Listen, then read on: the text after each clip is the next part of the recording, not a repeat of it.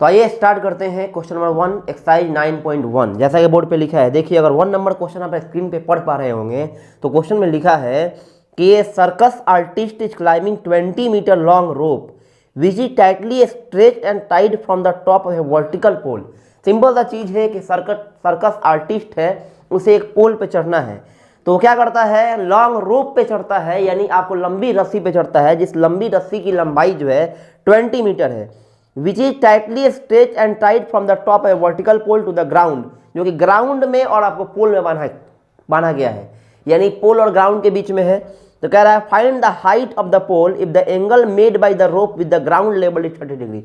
यानी आप इतना जान लीजिए कि यदि आपका हल्का सा ग्रामर सही है तो आप इस क्वेश्चन को पढ़ के समझ सकते हैं कि क्वेश्चन क्या कह रहा है। ये क्वेश्चन कह रहा है, 1 नंबर क्वेश्चन है जी, ये क्वेश्चन कह रहा है कि आपको एक पोल है और उस पोल में एक रस्सी बांधी हुई है, रस्सी की लंबाई जो है आपको 20 मीटर है। ध्यान से देखिएगा, रस्सी की लंबाई क्या है, 20 मीटर है, और जो एंगल बना रहा है वो 30 डिग्री बना रहा है। आप में से सोच सकते हैं कि ये 30 डिग्री मैंने क्यों यहाँ बना दिया, यहाँ क्यों नहीं बनाया। तो देखिए ये डायरेक्ट लिखा है कि the rope with the ground level, यानी angle made by the rope with ground level. तो सिंपल चीज है, रोप जो है ग्राउंड लेवल के साथ एंगल बना रहा है 30 डिग्री का, यानी यहाँ लिख दिया। अब यहाँ पे क्या करना है, हाइट निकालना है, किसका हाइट, तो इस पोल का हाइट निकालना है, यानी आपको ये फाइंड करना है। तो देखिए मेरे भाई इतना समझ लीजिए, बेसिक कंसेप्ट ये है कि कभी भी आपको जब भी यहाँ पे प्रयोग करना होगा तो एक राइट ट्रायंगल प्रयोग करना होगा। राइट ट्रायंगल के साथ में अगर आपको 3 फॉर्मूला माइंड में रखिएगा, या साइन का आपको रेशियो मालूम होगा कि साइन थीटा इक्वल टू क्या होता है, P/H होता है, कॉस थीटा इक्वल टू क्या होता है, B/H होता है, और tan थीटा इक्वल टू क्या होता है, ये मालूम है आपको कि इसका P/B होता है, तो आप आराम से कोई भी इसमें क्वेश्चन बना सकते हैं। अब बाकी 3 मालूम हो तो और अच्छा है, तो बहुत बढ़िया है। तो देखिए सिंपल चीज है, यहाँ पे क्या करेंगे, यहाँ पे आपको h निकालना है, तो आप मुझसे ये पूछ सकते हैं, या हम आपको बताना चाहते हैं कि अगर यहाँ पे थीटा है, यहाँ पे हाइट दिया है, तो ये हाइट और आपको हाइपोटेन्यूज के बीच में रिलेशन बताना है, यानी AB the perpendicular for the 30 degree. 30 degree के लिए AB क्या है, परपेंडिकुलर है, यानी यहाँ पे क्या कर देंगे, लिख देंगे डायरेक्ट। यहाँ सिंपल सी चीज है, यहाँ लिखेंगे हम लोग कितना, साइन 30 डिग्री लिखेंगे। साइन ही क्यों लिखेंगे, कारण समझ लीजिए, तो साइन 30 डिग्री से लिखेंगे क्योंकि हमको P और H का रिलेशन, ये P है और ये क्या है, H है, यानी ऐसे हो गया। यानी साइन 30 का मान होता है 1/2 होता है, और AB का मान यहाँ H दिया है बाई 20 हो जाएगा। ऐसे गुना करिएगा तो ये क्या हो जाएगा, ये आपको 2H इक्वल टू 20 हो जाएगा, यानी H इक्वल टू हो जाएगा 20/2, यानी काटेंगे 10 मीटर जो हो गया, आंसर हो गया। यानी आप यहाँ लिख सकते हैं कि let the height of the pole equal to AB equal to H metre. ठीक है, इसको बना लीजिए। बढ़ते हैं क्वेश्चन नंबर 2 की तरफ। देखिए जैसा कि क्वेश्चन नंबर 2 आप देख रहे हैं स्क्रीन पे कि tree breaks due to a storm and the broken part bends so that the top of the tree touches the ground. Simple चीज है कि क्या होता है कि एक ट्री जो है स्टॉर्म, जब आपको आंधी तूफान आता है तो उसमें वो ट्री जो होता है ब्रेक कर जाता है और आपको ग्राउंड के साथ में टच करने लगता है और 30 डिग्री एंगल बनाता है। कह रहा है the distance between the foot of the tree. देखिए अगर आप इमेजिन करके बना दे रहे हैं क्वेश्चन को तो सिंपल चीज है, आप फिगर बनाना पहले सीखिए। जैसे मान लीजिए कि ये क्या हुआ, ये ट्री हो गया, ये ट्री हो गया, ये ग्राउंड हो गया। अब यहाँ पे करना क्या है, ट्री जो होता है वो ब्रेक कर जाता है, टूट जाता है, और टूट करके टच लगता है करने। तो कह रहा है the distance between the foot of the tree to the point where the top touches the ground, यानी फुट मान लीजिए कि यहाँ से टूट गया तो ये इसको टच कर रहा है, जैसे यहाँ पे टच कर रहा है, तो ये जो एंगल बनाएगा वो 30 डिग्री बनाएगा। और क्या कह रहा है, कह रहा है कि डिस्टेंस जो है 8 मीटर है, यानी जहाँ पे टच कर रहा है वो 8 मीटर है।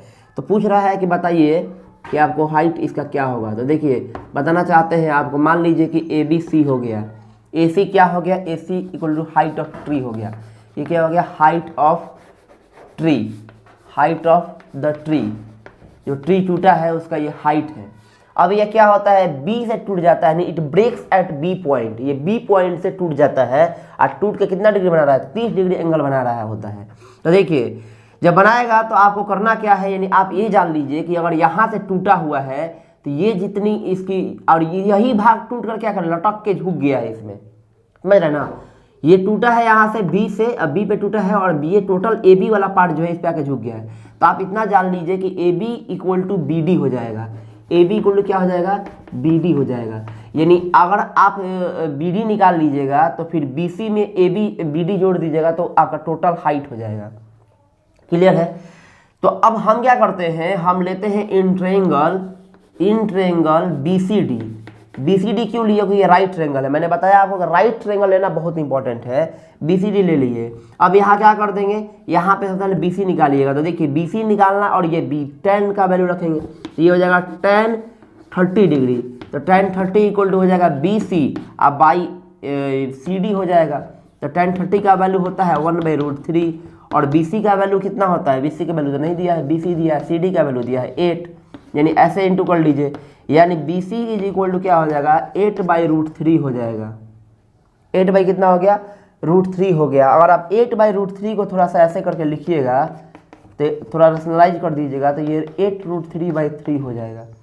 अब ये करना क्या है, करना ये है कि आपको टोटल हाइट निकालना है। यानी अब आप साइन के फॉर्मूला से या कॉस के फॉर्मूला से निकाल सकते हैं। देखिए ऐसे cos 30 डिग्री निकालिएगा अगर आप, तो cos 30 डिग्री इक्वल टू ये क्या हो जाएगा, C D by B D हो जाएगा। यानी cos 30 का वैल्यू कितना होता है, तो cos 30 sin 30 का वैल्यू होता है आपका 1/2, cos 30 का होगा √3/2, √3/2 हो गया।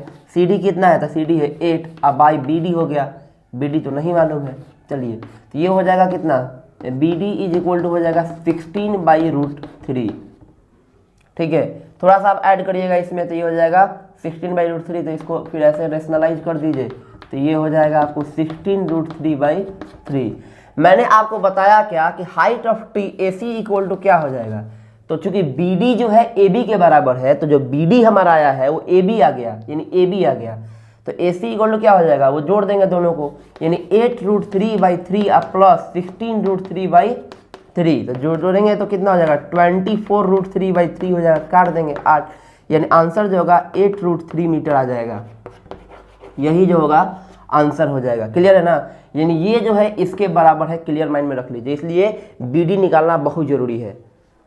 समझ में आ रहा है आप सभी को।